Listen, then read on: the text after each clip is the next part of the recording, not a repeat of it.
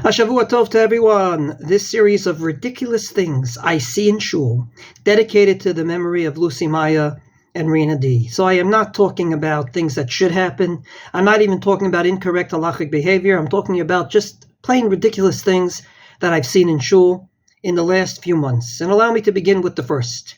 And that is what I call the davener with the talis over his head.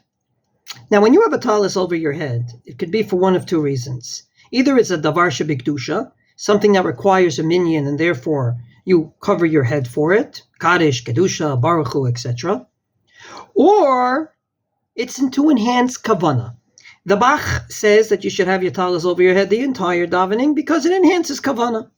Those are the two reasons to have a talis over your head. So please tell me if this is not ridiculous. A gentleman had his talis over his head for the duration of Chazarat Hashatz on a Shabbos. But outside of Kedusha, he turned his back to the Chazan and he was talking to the person in back of him. As Chazarat Hashatz was going on, with the talis over his head, he took out a chumash and he started to show the gentleman something in the chumash. And the gentleman, of course, reacted and he continued with his back to the Chazan, showing him it. I can promise you he didn't answer Amen because I answered Amen and I didn't see his lips move in the way of Amen. So, why is this ridiculous? First of all, during Chazarat Hashatz, according to the Shulchan Aruch, you're supposed to lishtok v'lechavein, as we said many times. This gentleman did not be quiet, nor did he have kavana to the words of the Chazan. Number two, even those like the Ramah Mipano, that allows you to learn during Chazarat Hashatz, didn't allow you to talk during Chazarat Hashatz.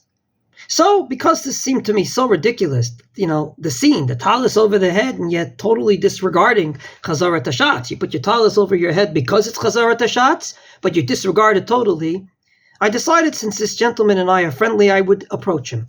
And I conveyed these feelings in a nice way, and his answer to me was, well, we don't really need Chazarat Hashatz today. Everyone knows how to daven. Once upon a time, they enacted it for the people that didn't know how to daven. So they kept their feet together, and they answered Amen, and that's the way they fulfilled their mitzvah of davening. So we don't really need it today. I said, okay. The Rambam in the Tshuva said something similar, not in the halachos, but in the Tshuva. I'll tell you what, next Shabbos, I'm arranging for you to be chazan for Shachris. I want you to go up there and not do a Chazarat Hashatz. Obviously, the gentleman was quiet, and I was waiting for his response, and finally he says, I won't do it. So I said to him in a very nice way, well, if you won't do it, and you want to leave Chazarat Hashatz, then my suggestion, put your talis over your head and listen to every word. Have a wonderful